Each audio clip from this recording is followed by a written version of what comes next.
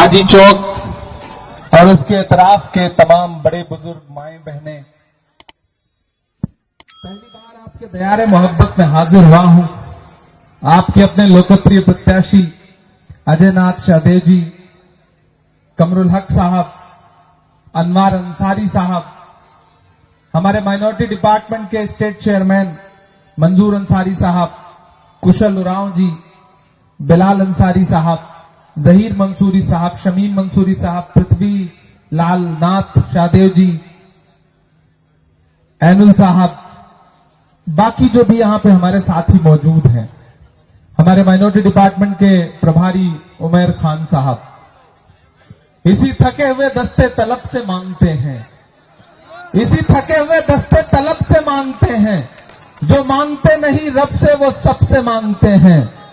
इसी थके हुए दस्ते तलब से मांगते हैं, जो मांगते नहीं रब से वो सबसे मांगते हैं। वो भीख मांगता है हाकिमों के लहजे में, हम अपने बच्चों का हक भी अदब से मांगते हैं। हटिया विधानसभा के जिंदा दिल साथियों, पहली बार आपके बीच में आया हूं और आपसे सियासी गुफ्तगू करने के लिए आया हूं। ये जो विधानसभा का चुनाव है, ये कोई आम चुनाव नहीं है। दिल्ली में बैठा हुआ हाकिम यह सोच रहा है कि इस बार नफरत की खेती झारखंड में की जाएगी, अच्छी फसल कटेगी। झारखंड को लूटने वाले लोग इस इंतजार में बैठे हैं कि कैसे हेमंत सोरेन और कांग्रेस गठबंधन की सरकार को पामाल किया जाए ताकि झारखंड के संसाधनों को लूटा जा सके। लेकिन मुझे खुशी है कि झारखंड की जिंदा दिल अवाम, यहां के आदिवासी समाज के लोग, यहां के पिछड़े समाज के लोग, यहां के दलित समाज के लोग, यहां अल्पसंख्यक समाज के लोग, सवर्ण समाज के लोग, सारे लोगों ने यह सोच लिया है कि झारखंड की जो अस्मिता है, उस अस्मिता को हम लुटने नहीं देंगे। यह चुनाव बहुत महत्वपूर्ण चुनाव है। मैं हजारों किलोमीटर दूर से चल करके आपके बीच में आया हूं। अजय नाथ शाहदेव जी के बारे में पहले से सुनता रहा हूं। पिछले चुनाव में आपने लगभग इनको किनारे पे पहुंचा दिया था, लेकिन मंजिल पे पहुंचने से पहले थोड़ी सी कसर बाकी रह गई थी। लेकिन इन्होंने अपना जज्बा नहीं खोया, हौसला नहीं तोड़ा। पिछले 5 साल से मुसलसल आपके बीच में विधायक न रहते हुए भी विधायक से ज्यादा जिम्मेदारी के साथ आपका काम करते रहे, आपके बीच में खड़े रहे। मैं इसलिए आज इनके सामने आपके बीच में अपील करने के लिए आया हूं कि मेरे भाई, एक तरफ भाजपा की नफरत की राजनीति है, वो नफरत की राजनीति जिसमें भारतीय जनता पार्टी के चुने हुए मुख्यमंत्री जो भाषा बोल रहे हैं वो संविधान के खिलाफ है, वो इस देश के आईन को पामाल करने वाली जबान है। लेकिन पूरी बेशर्मी के साथ जो भाषा झारखंड में बोली जा रही है, उस पर भारतीय जनता पार्टी को बड़ा गर्व है, बड़ा फख्र है। लेकिन ये हटिया विधानसभा है, यहां हिंदू हो, मुसलमान हो, सिख हो, ईसाई हो, आदिवासी हो, दलित हो, सब एक दूसरे से जुड़ के रहते हैं। ये मोहब्बत की जमीन है। मैंने सुन रखा है यहां के बारे में, जिस महल का भी जिक्र हो रहा था, कि अगर रामनवमी का जुलूस जाता है तो मुहर्रम का जुलूस भी जाता है, आदिवासी समाज के लोग भी जाते हैं। ये जो गंगा जमुनी तहजीब है, ये जो भाईचारा है, इस भाईचारे को तोड़ना चाहती है भाजपा। पिछले 15 साल से यहां भाजपा का विधायक है, लेकिन काम के नाम पे क्या किया है आप सारे लोग जानते हैं। सिर्फ और सिर्फ बांटा है, सिर्फ और सिर्फ नफरत की राजनीति की है। ऐसे में मेरे भाई, ये चुनाव इस बात के लिए आपको पुकार रहा है कि उठ खड़े होइए और साथ दीजिए अजय नाथ शाहदेव का। कांग्रेस पार्टी के जो प्रत्याशी हैं, गठबंधन के जो प्रत्याशी हैं, अजय नाथ शाहदेव जी, उनको विधायक बनाइए, क्योंकि ये लड़ाई सिर्फ विधायक बनाने की नहीं है, ये लड़ाई झारखंड की अस्मिता को बचाने की लड़ाई है। भारतीय जनता पार्टी के लोग आएंगे, बड़ी बड़ी बातें करेंगे। प्रधानमंत्री जी ने यहां आके बड़ी बड़ी बातें की, लेकिन याद करिए वो दिन कि जब आपके लोकप्रिय मुख्यमंत्री को, आदिवासी समाज के लोकप्रिय मुख्यमंत्री को बिना किसी कारण के, बिना किसी कसूर के महीनों जेल में रखा भाजपा की सरकार ने। हैं। आज भाजपा झारखंड में आकर के किस मुंह से आदिवासी समाज की बात कर रही है? ये झूठे लोग हैं, ये धोखेबाज लोग हैं। याद करो इनके तमाम नारे। इन्होंने नारा लगाया था बेटी बचाओ बेटी पढ़ाओ। 2014 में प्रधानमंत्री ने नारा लगाया बेटी बचाओ बेटी पढ़ाओ। इन्होंने नारा लगाया बहुत हुई महंगाई की मार अब की बार मोदी सरकार। इन्होंने नारा लगाया सबका साथ सबका विकास। इन्होंने नारा लगाया कि खजाने की चाबी चौकीदार को सौंप दो, हम देश नहीं लूटने देंगे। लेकिन हर नारे की सच्चाई आखिर में क्या निकली? पहला नारा था बहुत हुई महंगाई की बार अब की बार मोदी सरकार। लेकिन हालत क्या हुई? जो पेट्रोल डीजल 58 रुपए लीटर बिकता था वो 100 रुपए के पास पहुंच गया। यह है इनके नारे की सच्चाई। जो गैस सिलेंडर 350 रुपए 400 रुपए का बिकता था वो 1000 रुपए के पार पहुंच गया। यह है इनके नारे की सच्चाई।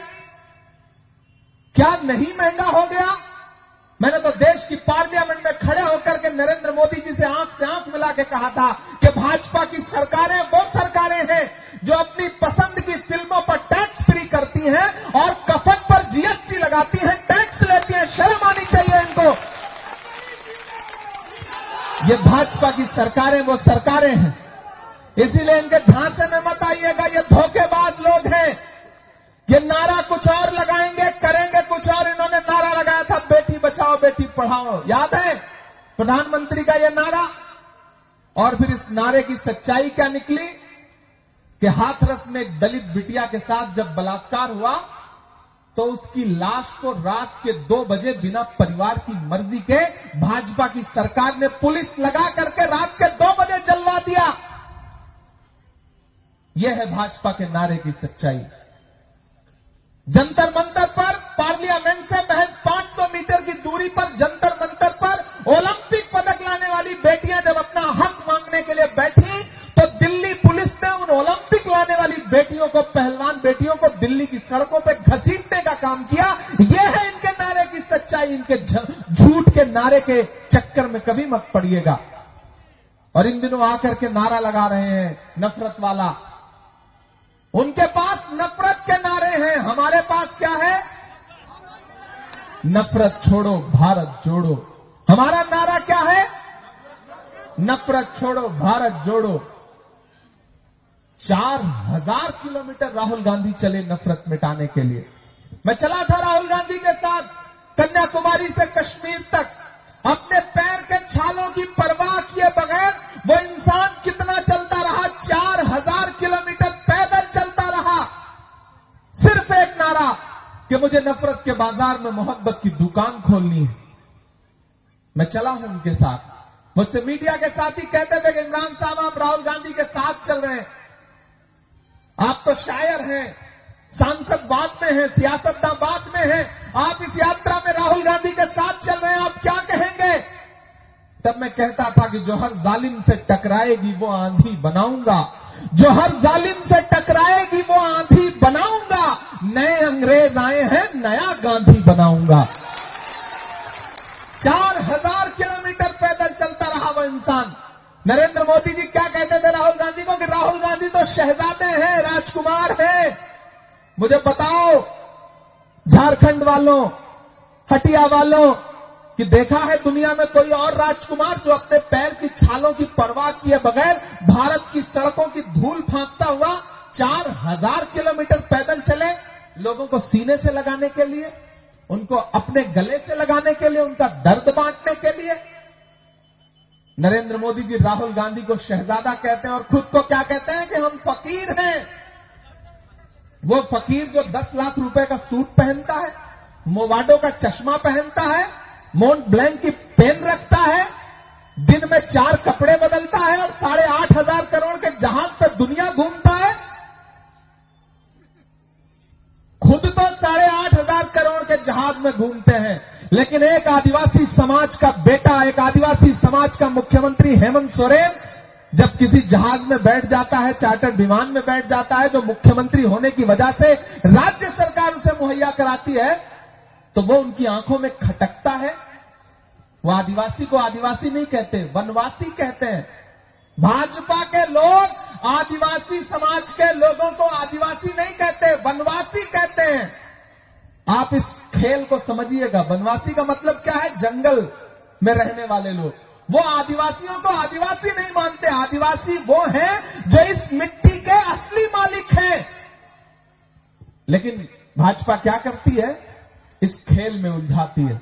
इसलिए मैं आपसे अपील करूंगा, इस बार किसी झांसे में नहीं फंसना है। ये भाजपा के लोग आएंगे, आपसे कहेंगे कि कांग्रेस वालों ने 70 साल में क्या किया, क्या बनाया। एक दिन प्रधानमंत्री जी पार्लियामेंट में खड़े होकर बोल रहे थे, बताओ कांग्रेस वालों 70 साल में क्या बनाया। मुझे लगा मैं खड़ा हो जाऊं और गिनाना शुरू करूं, तब तक खड़गे जी बैठे थे। उन्होंने कहा, इमरान मत बताओ, जो बताओगे ये उसको भी बेच देंगे, इनका काम सिर्फ बेचने का है, मत बताओ। यहां आएंगे प्रधानमंत्री जी, यहां आएंगे उनके मुख्यमंत्री, पूछेंगे कि 70 साल का हिसाब दो। अरे मैं तो कहना चाहता हूं कि जो भाजपा अपना चलाया हुआ 2000 का नोट 7 साल नहीं चला सकी, वो हमसे 70 साल का हिसाब मांगती है। इनके झांसे में मत आइए, इनके धोखे में मत आइए। ये झूठे लोग हैं। और यहां अलग अलग समाज के लोग बैठे हैं। ये मोहब्बत की जमीन है। इसमें कौन हिंदू है, कौन मुसलमान है, कौन सिख है, कौन ईसाई है, किसी में कोई फर्क नहीं। जो जैसे आया वो वैसे बैठ गया। ये तो कपड़ों से पहचानने की बातें करते हैं। नफरत को पनपने नहीं देना है। झारखंड में, हटिया में नफरत को हराना है, मोहब्बत को जिताना है। लड़ाई सीधे दो लोगों के बीच में है, भाजपा और गठबंधन के बीच में। इसलिए मैं यहां के उन साथियों से भी गुजारिश कर रहा हूं कि जो पिछली बार किसी मलाल की वजह से भितरघात कर गए थे, मैं उनसे भी अपील कर रहा हूं। मुझे पूरी खबर है, मैं दिल्ली में रहता हूं, इसका यह मतलब नहीं कि मैं आगाह नहीं रहता। ये जो 7-8 हजार 10,000 का फर्क रह गया था, अगर आप लोगों ने चाहा होता तो वो फर्क मिट ही सकता था। तुमने चाहा नहीं, वरना हालात बदल सकते थे। ये मेरी आंख के आंसू उनकी आंखों से निकल सकते थे। तुम तो ठहरे ही रहे झील के पानी की तरह, दरिया बनते तो बहुत दूर निकल सकते थे। मैं आपसे साथियों गुजारिश करूंगा कि इस बार किसी झांसे में नहीं आना है। इस बार आपको एकजुट होकर के कांग्रेस और झारखंड मुक्ति मोर्चा के जो गठबंधन के प्रत्याशी हैं, आरजेडी गठबंधन के प्रत्याशी हैं, अजय नाथ सहदेव जी, जो आपके अपने हैं, आपके बीच के हैं, आपके घर के हैं, पढ़े लिखे व्यक्ति हैं। एक को आपने 3 बार मौका दिया है और एक आपसे 1 बार मौका मांग रहा है। तो मेरी आपसे गुजारिश है कि अपना एक एक वोट लेकर के घरों से निकलिए। 1 नंबर पर है ना इस बार, मतलब पहले से ही 1 नंबर पे है, तो फिर रहना भी 1 ही नंबर पे है। तो इस बार जो पिछली कोर कसर रह गई थी ना, उस कसर को भी पूरा करिए। घरों से बाहर निकलिए और आज से इस चुनाव को अजय नाथ सहदेव बन के लड़िए, हेमंत सोरेन बन के लड़िए, इमरान प्रतापगढ़ी बन के लड़िए, राहुल गांधी बन के लड़िए, क्योंकि ये लड़ाई नफरत के खिलाफ है। और नफरत के खिलाफ लड़ाई समाज के हर व्यक्ति को लड़नी पड़ेगी, तब आप इस लड़ाई को जीत सकते हैं। उनके पास संसाधन बहुत हैं, पैसा बहुत है, हेलीकॉप्टर ढेर सारे उड़ रहे हैं, लेकिन हमारे आपके पास हौसला है, जज्बा है, खुददारी है, स्वाभिमान है।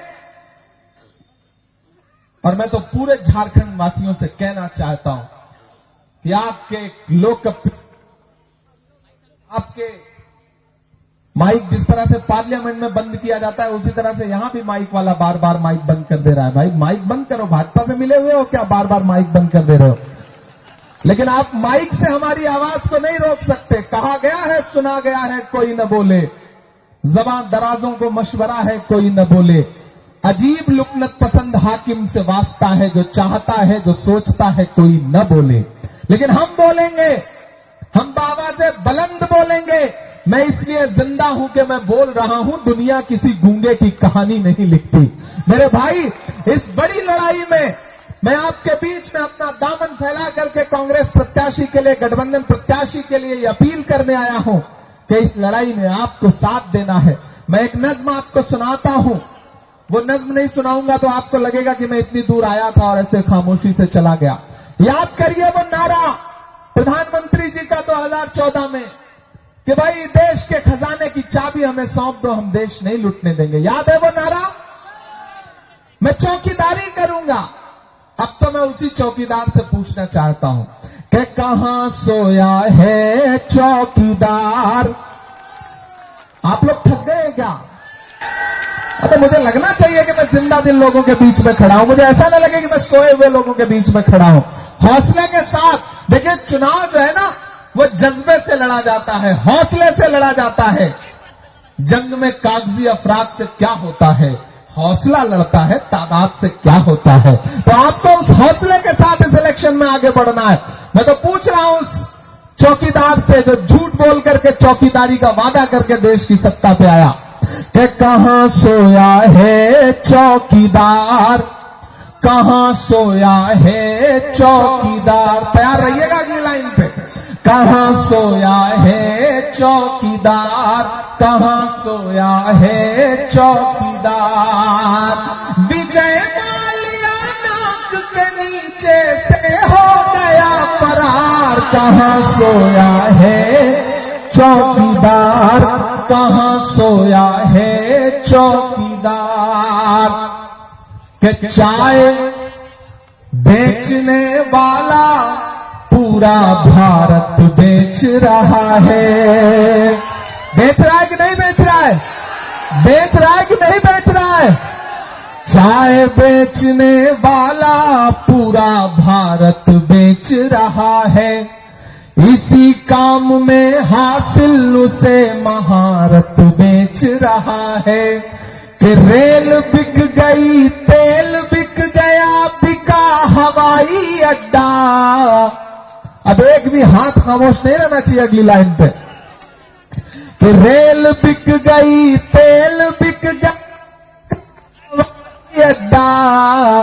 रेल बिक गई, तेल बिक गया, बिका हवाई अड्डा।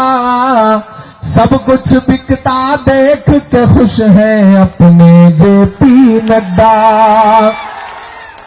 कि जनता महंगाई की मारी, जनता महंगाई की मारी करती हाहाकार। कहां सोया है चौकीदार, कहां सोया है चौकीदार। बहुत शुक्रिया दोस्तों।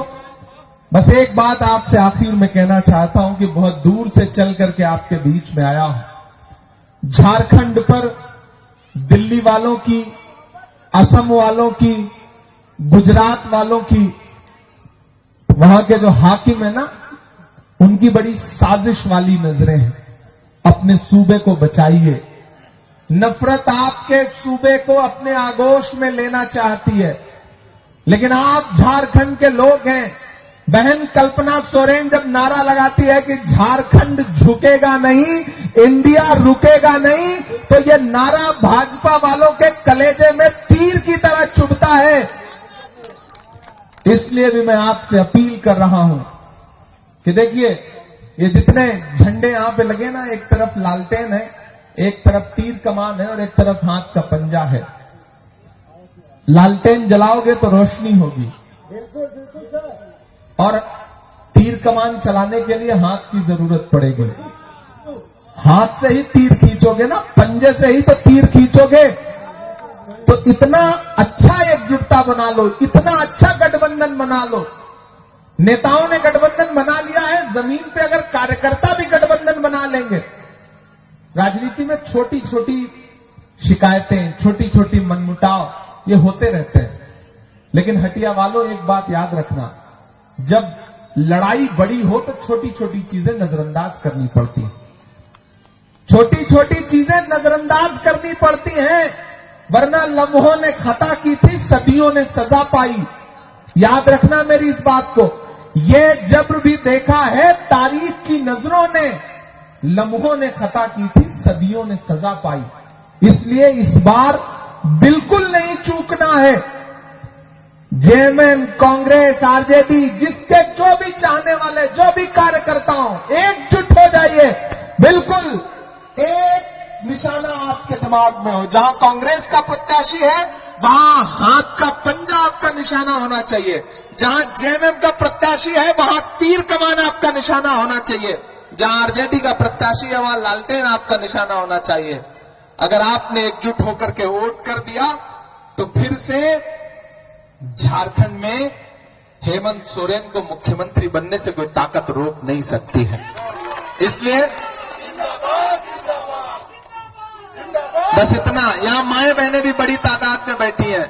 मैया समाज योजना, मैया सम्मान योजना जो चल रही है ना, अगर चाहती हैं कि और बढ़े, इसकी धनराशि और बढ़े, तो फिर घर में एकजुट होकर के एक साथ उस दिन निकल करके जाइए और अजय नाथ सहदेव को वोट दे करके उन्हें विजयी बनाइए।